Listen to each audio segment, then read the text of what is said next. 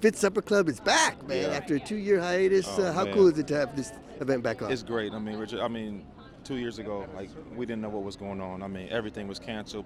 Millions of people lost their job. I mean, like, literally, we had no idea what was going on. So to be able to come back here and be able to do this event again and start raising money for some worthy causes. I mean, so many philanthropic endeavors have been, really hampered because people weren't giving. Yeah. People didn't have jobs to give. And so now that the economy has kind of come back and people are working again, it's great to be able to have contact without masks on and be able to put your arms around somebody and tell them you love them. And there's no better way to do that than to be able to have events like this that we can serve the community with. In that case, I love you, man. Got my arm around you. Appreciate it, man. I figure you can relate to guys like Devin Booker and Chris Paul. Where Devin Booker, a kid that came here, grew up with this franchise, the Suns. Chris Paul, a guy that's accomplished so much, just needing that title. Yeah, I mean, I'm just so happy for Devin. I mean, he came here, and the team wasn't very good for a long time. Multiple coaching changes, general manager changes. I mean, he could have had many gripes and been one of the other guys that say, I want to exit, but that's not who Book is. I mean, he's so steadfast in who he is as a man. I mean, you always see him out doing wonderful things in his community, and it makes me really proud, that he could be playing on the Suns. And then you bring Chris in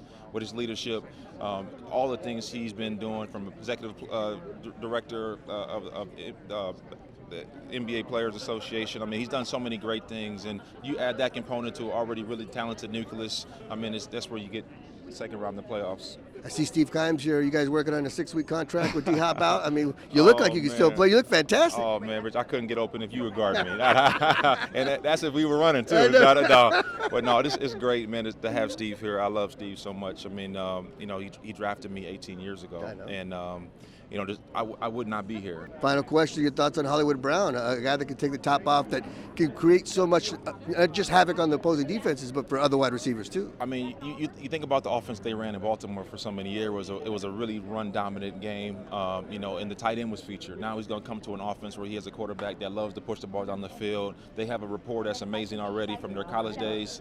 I know I'm looking forward to it. I know the Valley's excited, and as soon as they get D-Hop back after 6 weeks, they're going to be cooking with grease.